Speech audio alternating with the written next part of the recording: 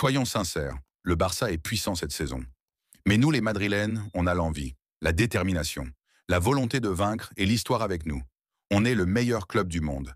Et maintenant, laisse-moi te partager mes 4 raisons de croire que le Real Madrid sera champion de la Coupe du Roi face au FC Barcelone. Comme un vrai madridistas qui vit chaque match avec le cœur. Parce que ce samedi, ce n'est pas un simple match. Ce n'est pas une rencontre ordinaire. Ce n'est pas juste une finale. C'est le choc galactique du football espagnol. C'est un classico en guise d'ultime bataille. Real Madrid contre FC Barcelone. Pour la 122e édition de la Coupe du Roi, un duel, une bataille, un instant pour graver l'histoire. Et c'est à Séville que tout va se décider. C'est plus qu'un trophée, c'est une question d'honneur, de suprématie, de fierté nationale. Il y a des matchs qu'on oublie, des finales qui passent comme une formalité. Et puis il y a ces confrontations-là, celles qui marquent une génération, celles qui transforment une saison, une carrière, un vestiaire entier.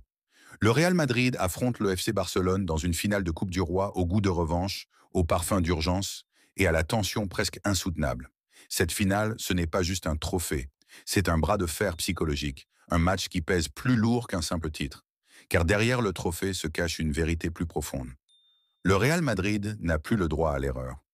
Éliminé de la Ligue des Champions, distancé en Liga, il ne reste qu'un seul chemin pour ne pas parler d'échec cette saison. Battre le Barça, gagner, rétablir l'ordre. Et pour cela, les hommes de Carlo Ancelotti ont plus d'une arme dans leur manche. Voici les 4 raisons puissantes de croire que cette Coupe du Roi ne peut échapper au Real Madrid. Premier, sauver la saison. Le réflexe de survie d'un club qui ne connaît pas la médiocrité. C'est un fait cruel, mais indiscutable.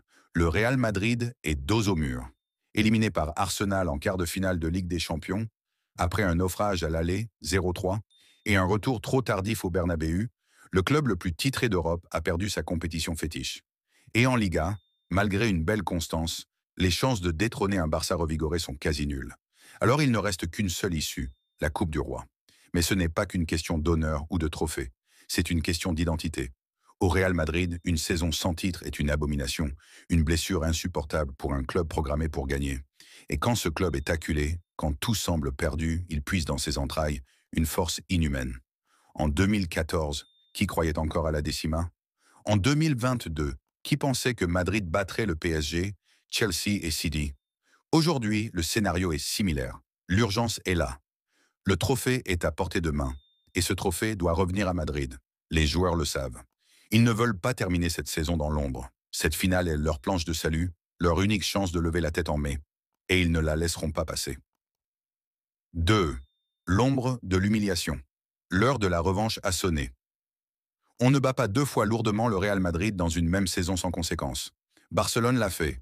Et le vestiaire madrilène s'en souvient. Défaite 4-0 au Bernabéu lors de la manche allée de Liga. Déroute 5-2 en finale de Supercoupe d'Espagne. 2 claques, 2 humiliations publiques, 2 coups de poignard dans l'orgueil madrilène.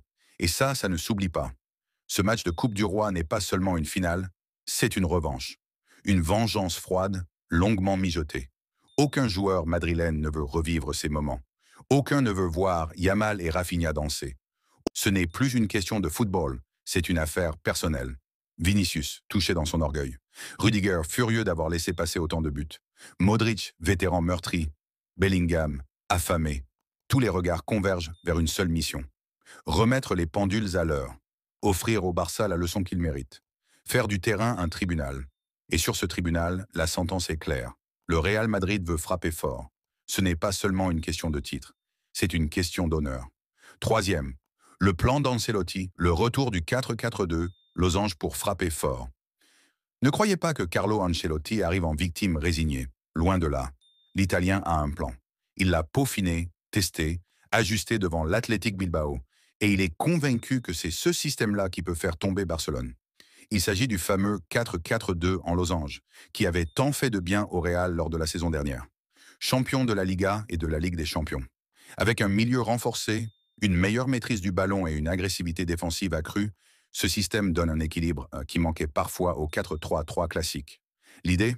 Recentrer Vinicius aux côtés de Rodrigo et Bellingham en 10, densifier le cœur du jeu avec Tchouaméni, Ceballos et Modric, Valverde, et Camavinga libérer les latéraux. Plus de possession, plus de verticalité avec Bellingham. Une pression haute sur la première relance de Barcelone, des transitions foudroyantes, et un bloc équipe solidaire. Carlo a vu les failles du Barça. Il sait que leur défense peut céder sous la pression. Il sait que Pedri et De Jong sont vulnérables, fatigués et peuvent être étouffés par un pressing intelligent. Et il sait que ce système, s'il est bien exécuté, peut totalement renverser la dynamique du match. Et quand Carlo a un plan, il vaut mieux s'en méfier. Quatrième, le dernier combat de Carlo. Le vestiaire veut sauver son général. Carlo Ancelotti est plus qu'un entraîneur. C'est une figure paternelle, un stratège respecté, un monument du football. Mais à Madrid, la patience est une denrée rare. Et les rumeurs ne cessent d'enfler. En cas de défaite, il sera limogé. Le vestiaire le sait, les cadres l'ont compris, et l'union sacrée s'est formée autour de lui. Ancelotti, ce maestro calme au regard perçant, ce leader discret mais redoutablement efficace, est peut-être en train de vivre ses derniers instants sur le banc madrilène. Ses discours résonnent plus fort, ses regards pèsent plus lourd, et les joueurs sentent cette urgence qui dépasse le jeu.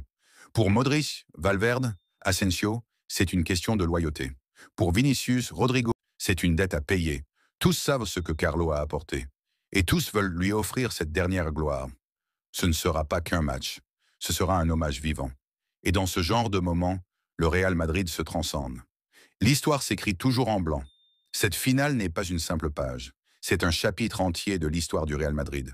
Une nuit où tout peut basculer, une nuit où les héros se révèlent, où les défaites se vengent, où les grands hommes deviennent éternels. Le Real Madrid a tout à perdre, mais c'est justement dans ce genre de situation qu'il est le plus redoutable. Quand la pression est maximale, quand l'enjeu dépasse le terrain, quand l'orgueil, l'honneur et le destin s'entrelacent. Samedi, ce ne sera pas seulement une finale, ce sera une guerre froide, une revanche, une déclaration. Et le Real Madrid, dans ces moments-là, ne tremble pas. Il frappe. On veut lire vos avis dans les commentaires. Alors lâchez-vous, c'est votre moment. N'oubliez pas de vous abonner à la chaîne pour ne rien manquer de cette nouvelle ère galactique. Likez si vous vibrez pour le Real Madrid et partagez cette vidéo à tous les vrais fans qui vivent pour ce blason. La nouvelle Real Madrid est lancée et vous en faites partie. Hala Madrid Inadamas.